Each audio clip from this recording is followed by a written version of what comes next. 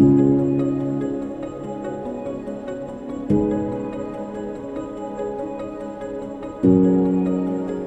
शांति। आज हम देखते हैं कि पिता परमात्मा की वास्तविकता क्या है, क्योंकि योग माना ही संबंध, जोड़ या मिलन। जिस तरह वियोग का अर्थ है अलग हो जाना, उसी प्रकार योग का अर्थ है संबंध जोड़ना। मनुष्य का संबंध अनेकों के साथ होता है। जब हमारा संबंध भौतिकता के साथ है तो कहते हैं कि ये भौतिक योग है। समय के साथ योग होता है तो कहते हैं कि ये समय का संयोग था। व्यक्ति की मदद प्राप्त हो जाती है तो कहते हैं कि यह व्यक्ति का सहयोग था। लेकिन राजयोग सर्वश्रेष्ठ संबंध है आत्मा का पिता परमात्मा के साथ। जहां तक आत्मा का विषय आता है वहां तक तो सभी मान्यताएं एक ही हैं। हर कोई आत्मा के अस्तित्व को स्वीकार करता है, परंतु जहां परमात्मा का विषय आता है वहां आज दुनिया भर में अनेक मत मतांतर हो गए हैं। इतनी सारी मतें हो गईं ईश्वर के बारे में कि जितना ही लोग ईश्वर को समझने का प्रयत्न करते हैं उतना ही कहीं उससे दूर होते जा रहे हैं। तो उस परमात्मा की वास्तविकता क्या है? आज उसे न जानने के कारण मनुष्य हर किसी की पूजा करता रहता है और भीतर ही भीतर ये सोच लेता है कि जो भी सत्य होगा वो हमारी भावना को स्वीकार कर लेगा, क्योंकि सत्य का परिचय नहीं है। नहीं तो सत्य एक ही होना चाहिए। 10 बातें हमारे सामने हों और हर कोई सत्य हो, यह तो संभव नहीं। तो जब ईश्वर को कहा ही गया कि ईश्वर सत्य है, एक है, तो वह कौन है? आज इतनी सारी मतें हमारे सामने हैं।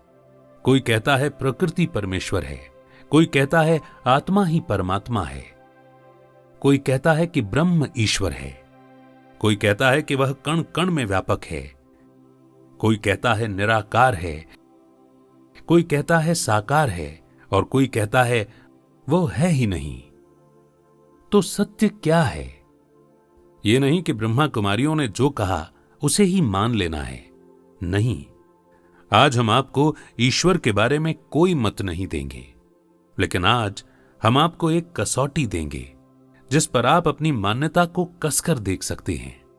सत्य यदि सामने है तो स्वीकार करें, नहीं तो सत्य को प्राप्त करने का प्रयत्न करें। यह कसौटी है 5 बातों की। पहली बात, ईश्वर वही है जो सर्वधर्म मान्य हो, जिसे सभी धर्म वाले ईश्वर के रूप में स्वीकार करें, वही सत्य है। दूसरी बात, परमेश्वर वही है जो सर्वशक्तिमान हो और जिसके ऊपर कोई भी शक्ति ना हो। तीसरी बात, परमेश्वर वही है जो सर्वोपरि हो और अनेक चक्रों से भी परे हो। चौथी बात, परमेश्वर वही है जो परे होते हुए भी सर्वज्ञ हो। पांचवी बात, परमेश्वर वही है जो सभी दिव्य गुणों और शक्तियों में अनंत और असीम हो। अब ये 5 कसौटियां किस पर लागू होती हैं? जैसे पक्षी का पिता पक्षी है, पशु का पिता पशु है, मनुष्य का पिता मनुष्य है, तो आत्मा का पिता परमात्मा ही होगा। आत्मा का स्वरूप हमने देखा कि ज्योति पुंज है, तो उसके पिता का स्वरूप भी ज्योति पुंज ही होना चाहिए। यही कारण है कि हिंदू धर्म में उसकी मान्यता ज्योतिर्लिंगम के रूप में की गई है। ज्योतिर्लिंगम यानी जो ज्योति का स्वरूप है।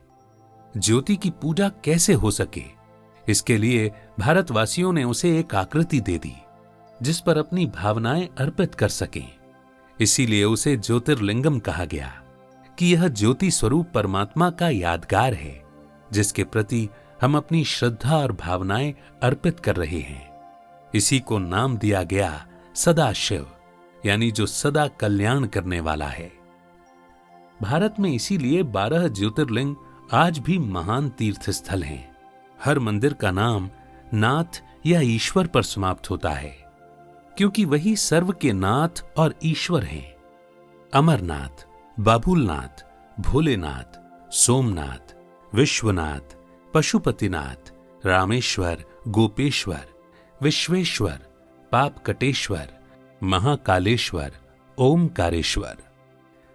शिव का मंदिर जब बनता है और उसमें शिवलिंग की प्राण प्रतिष्ठा होती है तो उसे द्वार से नहीं लाया जाता, ऊपर से उतारा जाता है। इसका अर्थ है कि परमात्मा एक ही है जो ऊपर से अवतरित होते हैं। यह तो भारत की बात हुई। यदि भारत से बाहर जाएं तो इस्लाम धर्म में कहा गया नूर इलाही, यानी अल्लाह नूर है। नूर का अर्थ है प्रकाश, ज्योति, तेज।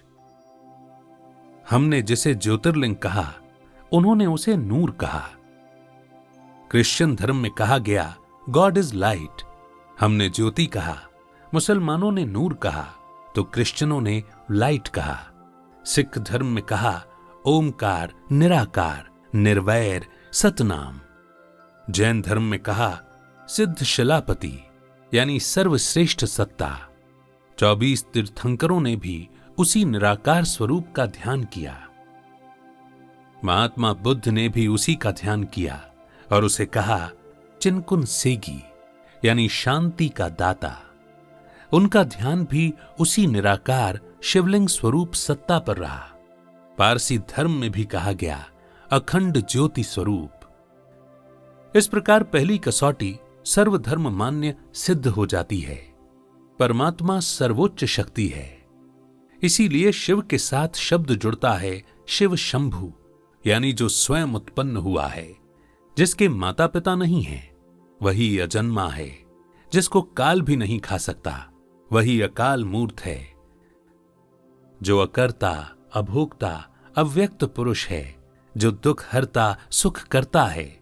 इसीलिए उसे हरि भी कहा गया है। वो परे होते हुए भी सर्वज्ञ है, ज्ञाता है। इसीलिए शिवलिंग के ऊपर 3 लकीरें लगाई जाती हैं, जो आदि, मध्य और अंत का ज्ञाता है। बीच में एक आंख अंकित की जाती है, अर्थात वही मनुष्य को आध्यात्मिक प्रज्ञा या दिव्य चक्षु प्रदान करता है। उसकी पूजा में 3 पत्र वाला बेल पत्र चढ़ाया जाता है, जो ब्रह्मा, विष्णु, शंकर इन तीनों का भी रचयिता है। और 5वीं कसौटी ज्योति बिंदु स्वरूप। बिंदु का ही अर्थ है अनंत, इनफाइनाइट। जो सर्व गुणों में अनंत है, वही सर्वशक्तिमान परमात्मा है। तो 5 कसौटियां केवल एक ही पर लागू होती हैं, वही सर्वश्रेष्ठ परमेश्वर है। यही है परमात्मा का संपूर्ण सत्य परिचय, और उसी के साथ हमें अपने मन के तारों को जोड़ना है। यही राजयोग है। ओम शांति।